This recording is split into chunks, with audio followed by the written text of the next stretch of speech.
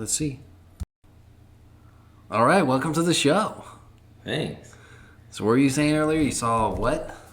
Well, I thought it was crazy because on the way back here, I saw a Ferrari, and I just barely got a glimpse of it, but I couldn't tell what it was. But I'm pretty sure it wasn't like a beginner Ferrari, like Some high-end crap. it had the two circular taillights, just the two. Two. And two could be like a 488, or it could be a California, or it could even be a LaFerrari. Or that, is it the F12? Was it mid-engine? No. Well, yeah, no, it was mid-engine. Oh, okay. Yeah. But on that note, I thought it was odd, like, because yesterday I was driving on the same road on St. Rose in Maryland. I was doing a left-hand turn, and I saw another Ferrari there. I was actually with Miranda, but I was like, look at that Ferrari, and we drove past it. It was an 812 Superfast, God which damn. I was like, that's not a beginner Ferrari. I was like, That's like the V12, 700 horsepower. yeah, and that's a Damn. nice Ferrari. So I thought that was just cool. I was like, you don't see those very often. So Damn, it man. makes me curious that like the one that I saw today. I don't think it was a beginner Ferrari either. I just don't know what it was. It was silver. Damn, once you get the Z going, you can start taking those things out. I know. I'm Damn, excited can you for that. imagine? So obviously I know a good amount about the build just from being around it and talking to you, but whoever's watching this, just tell what you're building and where did the inspiration come to eat? Because I'm actually curious myself, like how did this even start? That you just decided on a Z, this engine, and so on and so forth. Well, the Z was. I actually had a few cars in mind. I was ready to start like a big build. I've done like other cars, basic bolt-ons, suspension. I had that VIP Lexus, and the Subaru was just kind of like a cool car. And I was like, let's do it all. I was like, let's do it like body kit. Let's do the suspension. Let's do like custom engine stuff. I was like, let's just go all out. And so I was looking for my next build, and honestly, originally I was really set on like an E36 M3, and I loved the body style, and it was just really hard to find. Like you can't really find those much now that are clean. They're not beat up, uh, in a decent price range. So I was definitely open to it, but I was also open to other things, knowing that it would be a little difficult to find. So my next option was actually RX-8, and Oh, I think I remember we were talking about that a little bit years ago. yeah, I really wanted RX-8, and those were a little bit more easily attainable. As I could find rollers for not too expensive, so I was really set on that. This is back when I wanted to do LS swap on something. Yeah. And then a buddy of mine who has an RX-8, he's like, yeah, sit in mine. And dude, I couldn't sit in it. Oh, it's too small. Yeah, my Oh, head damn. hit, and It's just like the RX-7. I know. Oh Well, my actually, God. funny enough, I fit in the RX-7 better than the RX-8. Are you serious? Yeah. What the hell? So, I guess on that note, the RX-8 just was out of the picture, and then I came across my buddy. Well, you know him, David. Oh yeah, yeah. Yeah, he told me he was selling the Z, and I never really thought about a Z because I don't know, in the back of my mind it was like a typical tuner car, like everyone had it, and I was like, yeah, nothing too special in my eyes, so I didn't really consider it. But when I was looking at his was a former SEMA car, and it had all sorts of stuff done to it already. No engine stuff, just aesthetics and a little hydro and some a little bit of suspension work, but nothing too crazy. So I picked that up, and I started changing it up a little bit, put new wheels on it, new suspension, and I drove that around for a little bit. Actually, I hardly drove it, to be honest. And then I was like, let's just go at it. So I started partying it out. New body kit, like a new bumper, new everything, and my inspiration for the car was I really wanted like a track inspired car, like it's more specifically Time Attack, big arrow, giant wing, just probably very unnecessary for the street, but I just love the style of it. Just so aggressive. But that's kind of where I plan on going with the car. Originally, like I said before, I was gonna LS swap the car, but I actually ended up doing a K swap. Came across a good deal where someone had made custom engine mounts, custom wiring harness that connected the K24 to a RSX ECU and to the OEM instruments in the 350Z, so I can use the OEM instruments. And then along with that, the engine itself was only $800, so got a good deal on the engine. That's kind of where it got started. Otherwise, I probably would have tried to pursue the LS swap. So now I'm kind of just in the middle of the swap. I just got the engine kind of rebuilt. Took the head off, did a new head gasket, ARP head studs, new VTEC cam gear to go up to 50 degrees of timing, and then just starting to reassemble it. So, Damn. yeah. Yeah, it's interesting. Like you said from the beginning, like so you've had the Focus ST, which you definitely put some good work into. You really spiced that car up. You had the Subaru, which you bought, and it was already pretty decked out, but you kind of fixed it up, did some nice things, and then the Lexus. But this was, like you said, just a complete, just dive in and figure it out, like top to bottom. Yeah, like, I want to absolutely strip it out and do everything new in that car. So it's a big project. yeah. Yeah. That's awesome, man. Yeah, I mean, honestly, it's nice that you're working with such a small, light car that it's not like you have to have one type of power plant. You know, like, you know, the LS would be awesome, but, you know, you can roll with inline 4, turbocharge, and it's, you said 600 wheel would be about right?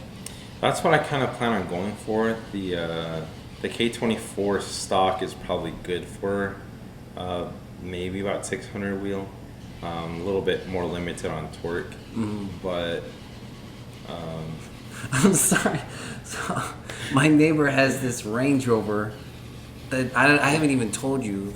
This freaking thing they've been trying to fix. They cooked it. They overheated it, which... oh, they talk to you about it? No, it like came in and it was steaming. Like there's steam coming out of the Really? I'm telling you, like these things are notorious for overheating. So apologies if you're hearing someone try to start an engine that has no compression. It seemingly seems to start and die almost instantly. They had a mobile mechanic come over, but anyways. Funny enough, I was actually, as I was driving up, I was looking at it, and I was gonna ask if those are did you get new neighbors? I was like, I don't remember that car, but I was looking at it, and you can see it tilted. I think It's weird. I think it's on air suspension. I bet you that module is probably a little messed up. I know that I've seen the ones from like, I don't see too many that are that old, but like I've seen like ones that are like 2014 to present are all on air springs. So that's a good point. That one probably is on air springs too. Yeah. Anyways, luckily they stopped. I think they gave up.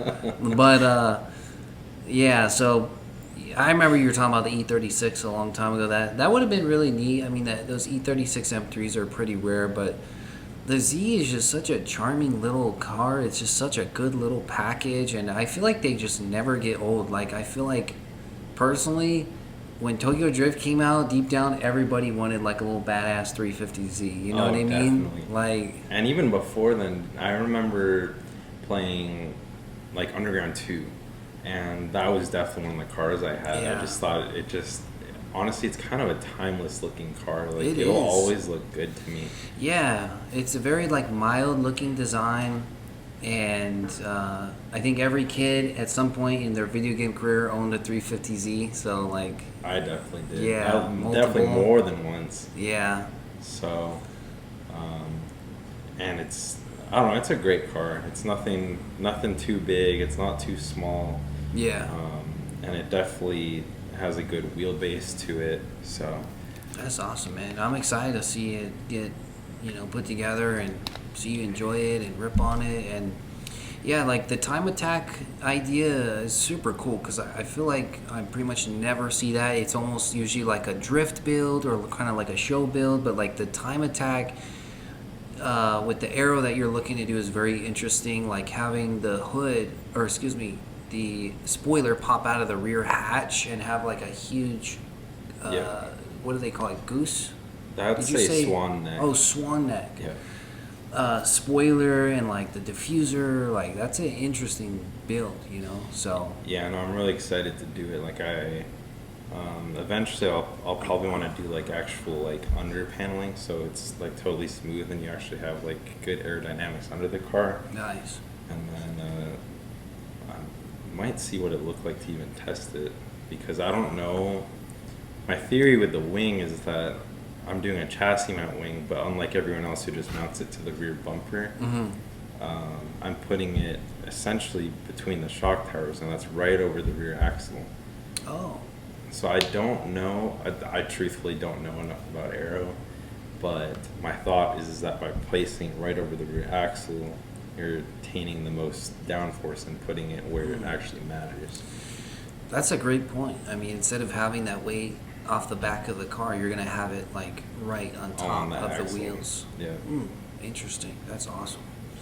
Yeah, man. Well, I'm excited to see where it goes, and we'll have to do more podcasts and updates and clips of it, and kind of follow the build a little bit. Definitely. I think that's something I want to start doing as well as kind of documenting a little bit more. Yeah. I was definitely neglecting it, and even when I got the car, I was neglecting documenting it. So I think I'm going to start doing that. It's hard, man. And remember we were doing the RX-7, and I was like, kind of like, God, I just want to like wrench on it, but then I'm like, wait a minute, I need to whip out my camera and like so. But at least we can take like worst case some clips, some photos. You know, it doesn't have to be like a full-on vlog or anything like that. Yeah. You know, so damn, man, that's awesome. Thank you. So if it weren't for the Z, you know, and you're just trying to get a badass car, like what would you be leaning towards? You know, maybe something newer. Like where else would you head to? Hard to say because I've looked at so many other cars. With my daily being the 4Runner, I really like the new Bronco, which is such a cool retro-looking car. But then I also like it'd be so cool to have like a big body like Audi, that twin turbo Yeah. V8, something that moves, but probably not overly sporty, but just like a nice luxury car. And then for some reason, I'm just like itching with a Subaru. I really miss mine. It was just such a fun car to drive. Had the right sounds and didn't make a lot of power, but it moved. So Yeah, I remember that car was quick, and there's nothing quite like a Subaru. You know, I don't know how to really explain it. I definitely kind of feel your pain. I really miss mine too, and yeah, I don't know. There's something about a Subaru that you can't get out of Honda. You can't get out of, I don't know, anything else. You know, it's a very interesting car. The Audi, I could see you in that. I remember the S7 that you Yeah. beat my RX-7 with. I lost a little pride there. That thing changed my perspective on Audi. I was like, holy crap. This thing is a freaking German muscle car. Like, even when you left the neighborhood at my dad's place, like, my dad was like, what the heck was that? I don't even remember hearing. Yeah. Your dad heard it? Yeah, we came over to my dad's house one time. I'm trying to remember why with that car. I can't remember. I just remember, like, because there was a wall Uh-huh. right next to the house, so the sound is just, like, ridiculous. And you left, and he was like, oh, my God, I heard it. He's like, what is that? And I was like, that's that Audi is, like, insane. And I always kind of had an impression on Audis that they're a little toned down, a little bit like they just, you know, I don't know, you to loosen up the collar a little bit, but that freaking thing was like, it had a lot of character. Well, I had both, you know. It's like you definitely could leave the office and you have your suit and tie, and like it's. Yeah. Well, okay, I guess let's take a step back. You can go to the office and have your suit and tie, and no one would really think twice about it. But you could leave Friday after work, loosen up the tie, and let it rip, and it would God. quick and go. And it was a fun Jeez. car. Yeah, man, it's unbelievable. Like, you just do, like, I guess some exhaust, some downpipe, some tune. I know that one had the R7 turbos, but I mean, Yeah. even if you just open up the sound, let it breathe, just tune it should be enough. Like, Absolutely. I mean, the R7 Turbo is a really common mod, but yeah, even just downpipes, the heat exchanger upgrade, and then a tune, you're easily looking in the 500-600 wheel horsepower area. jeez. And the sound is like, Nothing like it. yeah. I mean, that is. I remember. Is that a 4.2 V8? I think that's just the 4.0. Oh, it's just a 4.0. Yeah, that's Audi makes a wonderful sounding V8. Like, great sounding car. Yeah. Damn. It's actually the same. So it's the same engine, the S6 as well. So if you're not Oh, really okay. into that hatch looking, The tapered look. yeah, you hatch. can get like a sedan with the Mm. S6. The S6 is a clean looking car. hmm Damn, man. Well, shoot, man. Anything else you wanted to touch up on, or? I think that's all I have Pretty for much it, now, man. but I'll definitely keep you updated as my build progresses. Yeah, sounds good, man. Well, that's it, everyone. Thank you so much to all our millions of listeners out there. Stay tuned.